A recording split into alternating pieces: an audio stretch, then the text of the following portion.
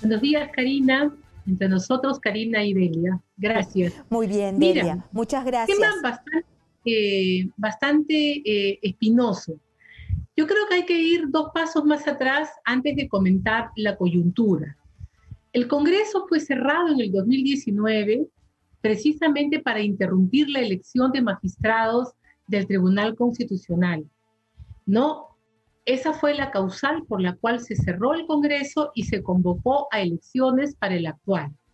En ese contexto, esta nueva composición parlamentaria toma el compromiso de sacar adelante la elección de los magistrados del Tribunal Constitucional que están con el plazo vencido desde el 5 de junio del 2019. Para ello dan una norma reglamentaria estableciendo una serie de requisitos y de formas que punto A, punto B y punto 3, hasta que llegan al artículo 39. En el artículo 39 dice que el presidente de la comisión de selección tiene que presentar al presidente del Congreso un informe con lo ocurrido durante el proceso y sustentando la forma en que se llevaron a cabo las votaciones. ¿Ok? Yo, desde el año pasado, estuve en contra de ese reglamento, porque altos magistrados, altos funcionarios públicos, no pueden ser elegidos completando estampitas para el álbum. Se debe evaluar el carácter, la integridad, etc. Volvemos al tema. Entonces, la elección de magistrados del Tribunal Constitucional es una función que le es propia al Parlamento. Nadie más lo puede hacer, porque así lo decidió la Constitución cuando estableció las competencias y prerrogativas. De la misma manera que al Jurado Nacional de Elecciones le dio toda la competencia para el manejo del sistema electoral, al Parlamento le dio esta competencia de carácter exclusiva. Entonces, ¿qué cosa ocurrió en el mes de abril de este año? Hubo un juez que dispuso mediante una resolución que el Jurado Nacional de Elecciones tenía la obligación de inscribir a la lista congresal completa del PPC para que postule en las elecciones. ¿Qué hizo el Jurado Nacional de Elecciones? Dijo, esta es mi competencia, esto va, y dejó a un costado la medida. Hoy en día, el Parlamento está llevando a cabo el proceso ya de elección, porque la selección, que es escoger quiénes son las personas que se llevan al Pleno para ver si el poder político las escoge o no, la selección ya concluyó. ¿Qué cosa dice un tercero? Que hubo una vulneración a los derechos fundamentales.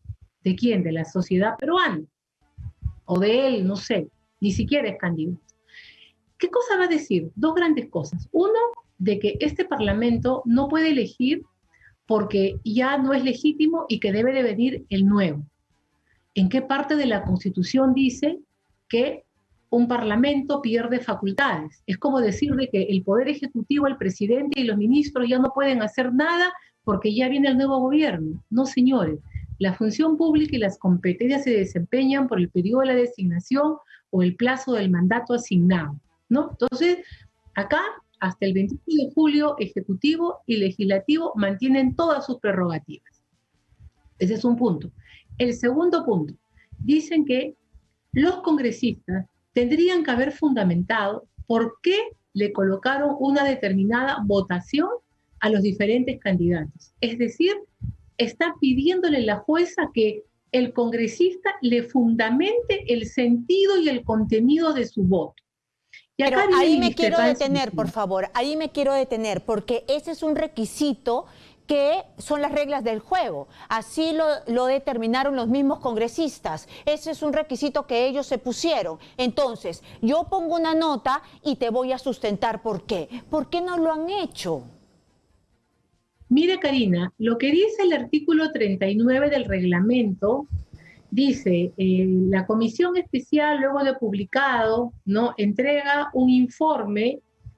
El presidente de la comisión especial entrega al presidente del Congreso la lista de candidatos aptos, elaborada en base al cuadro de méritos junto a un informe donde se explica la motivación de los puntajes de cada uno de ellos, describiendo el proceso y la valoración efectuada en cada etapa.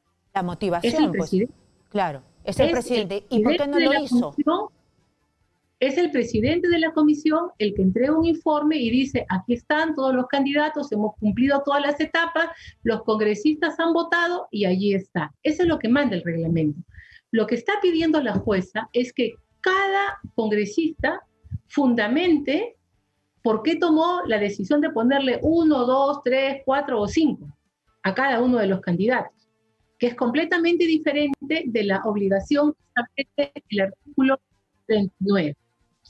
Pero ¿no sería Acá mejor voy... por la transparencia que se abra esta motivación que ha hecho el presidente de este grupo evaluador para que todos lo vean? Por transparencia, porque ellos quieren, podrían hacerlo. Pero vamos a la razón. Un congresista en el Perú no está sujeto a mandato imperativo. Cuando aprueba una ley orgánica, una ley simple, una ley de reforma constitucional, vota. No le puede explicar a nadie, ni ningún juez le puede venir a decir, susténteme usted por qué votó en este sentido, por qué se abstuvo, por qué no aprobó, por qué votó en contra, por qué no fue ese día al Congreso. Eso es lo que significa no estar sujeto a mandato imperativo, que tiene libertad al momento en el que da su opinión. Acá el reglamento lo que dice es que el presidente de la comisión presenta un informe a la presidenta del Congreso indicando y señalando, o sea, hubo la motivación, se basó en la presentación, las preguntas, lo que fuere.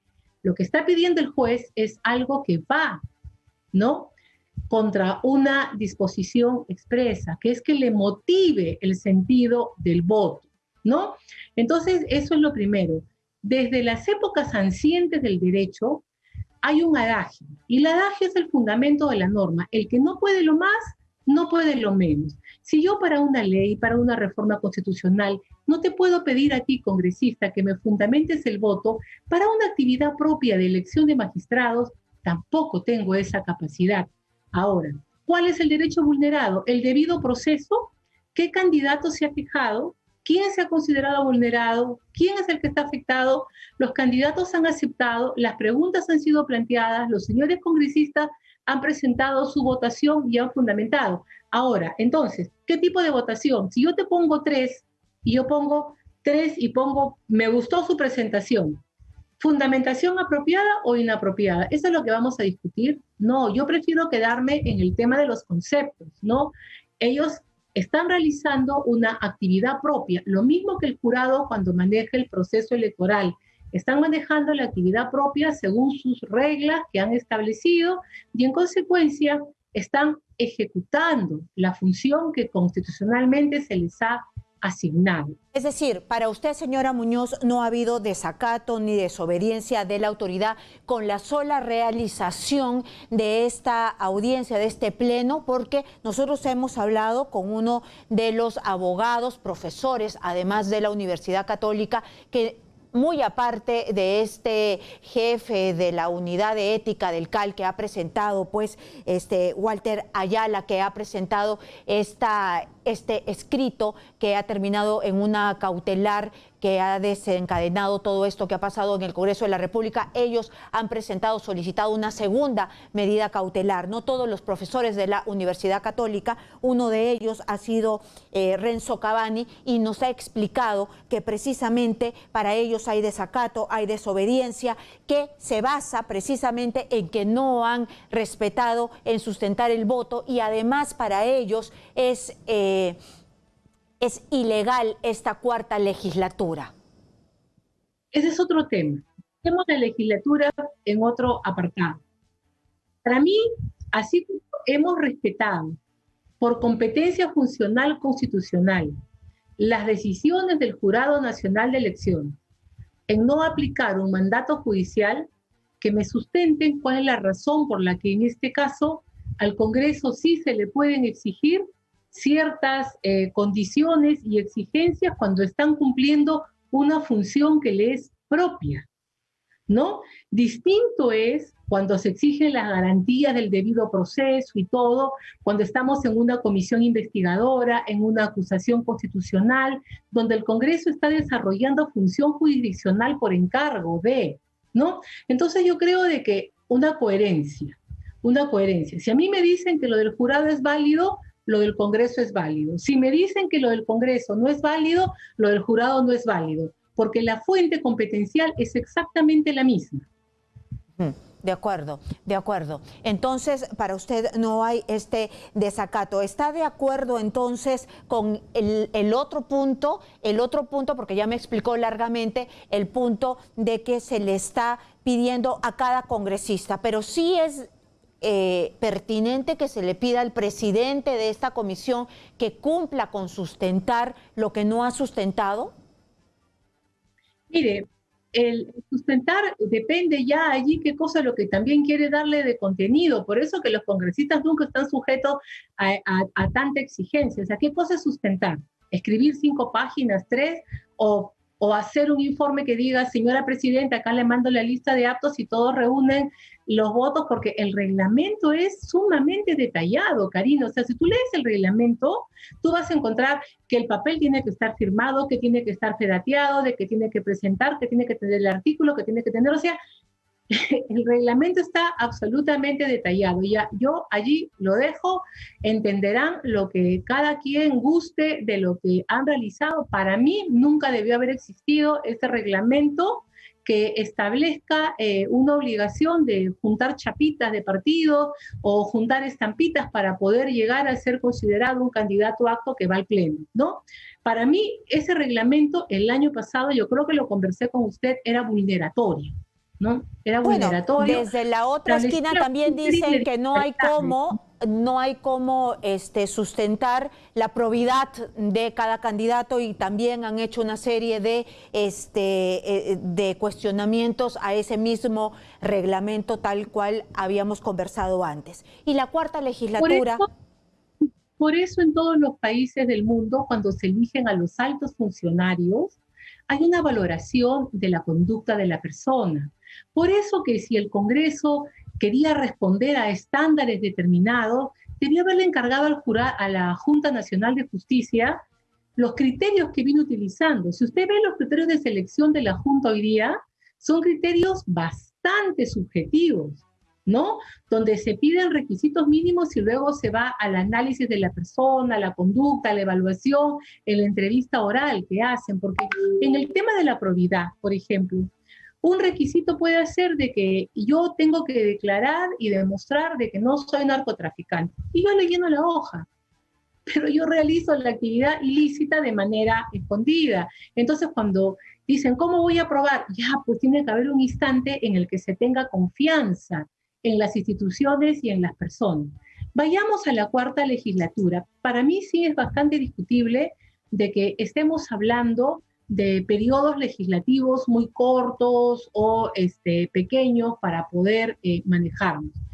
En nuestro sistema hay una cuestión que se llama la práctica parlamentaria, que es como la forma en que se genera una costumbre. En el Perú hemos tenido una oportunidad hace 20 años donde por una decisión política, a través de la mesa de diálogo promovida por la OEA, las organizaciones que estaban representadas en el Parlamento acordaron, para evitar confrontaciones y solucionar la renuncia del presidente que se había dado y las graves denuncias por corrupción que se venían, acordaron, en primer lugar, achicar el mandato presidencial y congresal.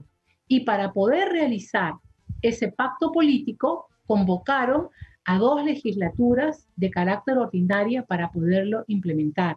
Pero hubo un pacto social, hubo un pacto político que fundamentó esa decisión. Y esa decisión es lo que llevó a convocar elecciones, a tener la sucesión presidencial. Es decir, que una figura no basta con que esté contenida en la Constitución, sino de que muchas veces requiere de la legitimidad política, de la concertación y del debate, cosa que no se está haciendo en nuestro país, ni en el Poder Ejecutivo, ni en el Poder Legislativo, ni en los órganos que hacen el control en los últimos tiempos. Muy bien, ha quedado claro. Entonces, para usted, ¿esto no va a acarrear consecuencias penales, legales después? Es decir, los congresistas no van a ser pasibles a denuncias porque desacataron una orden judicial. El abogado Renzo Cavani me decía que el Poder Judicial está también para controlar pues los abusos del poder, que para eso está ese poder del Estado, para controlar los procedimientos parlamentarios también. Claro. Fíjese, un juez constitucional en el Perú tiene control difuso para ver cuando hay vulneración de carácter de derechos fundamentales, ¿no? Y en el Perú también tenemos aparte el Tribunal Constitucional que hace el control de carácter concentrado. Lo que yo veo es de que se instrumentalizan los conceptos para restringir el acceso a un proceso de selección que ya viene de por sí bastante cuestionado. El proceso establecía instancias de supervisión, instancias de presencia y participación de la ciudadanía a lo largo de una serie de etapas, como la etapa de tachas y la etapa de presentación de impugnaciones contra las personas, ¿no? Esa etapa ya pasó. Pareciera ser que lo que hay acá es que no nos gustan los candidatos, ¿no? Y yo no creo de que vaya a prosperar una situación de una denuncia penal por no cumplir con una sentencia. Yo le recuerdo que entonces tendríamos que denunciar a muchas personas. La Constitución señala que constituye obligación del presidente hacer cumplir la sentencia. Y yo quisiera saber cuántas sentencias se cumplen, especialmente aquellas que obligan al Estado, al pago de pensiones, al pago de obligaciones, al pago de reparaciones, ¿no? Entonces hay que tener mucho cuidado y nuevamente con la misma razón, el mismo derecho. Entonces ya, si nos volvemos así, entonces comencemos a denunciar a todos los funcionarios públicos que no están observando con los mandatos de una sentencia además que tiene el carácter de consentida. Para mí, esta es una situación muy delicada, una situación muy penosa que viene a marcar una vez más la polémica por escoger quiénes son las personas que deben llegar a una instancia que ejerce el control constitucional a todo el país. En este momento se puede, hay una cuarta legislatura, es cuestionable, hay un ambiente enrarecido, no hay una licencia social para esta cuarta legislatura, vemos todos estos problemas. ¿Se puede en este contexto elegir a los nuevos tribunos? De poder se puede, pero lo que usted señala, esa frase de la licencia social es absolutamente necesario. O sea, los conflictos no se solucionan con la aplicación a rajatabla de la norma. Cuando uno aplica la norma, la mitad está contenta y la mitad que pierde está descontenta, ¿no? Acá hace falta diálogo, hace falta que las fuerzas políticas se articulen, que vean, y que se saque adelante un proceso limpio. Ahora, ayer hemos tenido un maltrato increíble a un decano de una facultad, a un hombre con una trayectoria impecable, y si el Congreso ya decide continuar adelante con el proceso, es realmente, por decirlo menos, incalificable el haber baloteado a los candidatos, ¿no? Ese maltrato para mí es tanto o más peligroso como todas las otras cosas que estamos hablando, porque lo que va a generar es que las personas de bien, las personas decentes, decidan no postular a este tipo de actividades o de concursos, ¿no? Quien tenga un trabajo, quien tenga un nombre, no se va a querer prestar a este tipo de maltratos públicos y humillaciones, ¿no? Entonces, yo sé que usted me está hablando de Carlos Jackson, ¿no? Pero quiero hacerle la pregunta. Usted es experta en resolución de conflictos y quiero que me diga, en este momento, con el tiempo que falta, con todo lo que me ha contextualizado, ¿se debe llevar a cabo la selección de los tribunos? Desde el punto de vista del conflict resolution, solo si las fuerzas políticas se ponen de acuerdo. ¿No? Solo si las fuerzas políticas se ponen de acuerdo y llegan a establecer un convenio mínimo de cómo es que van a funcionar las cosas. No podemos seguir judicializando la política, no podemos seguir judicializando la política que solo afecta la institucionalidad que ya está muy delicada. Y los abogados vamos a tener argumento para uno y argumento para dos, y esa no es la vía apropiada de lograr gobernabilidad y paz social en un momento de pandemia donde todos estamos afectados emocional y psicológicamente.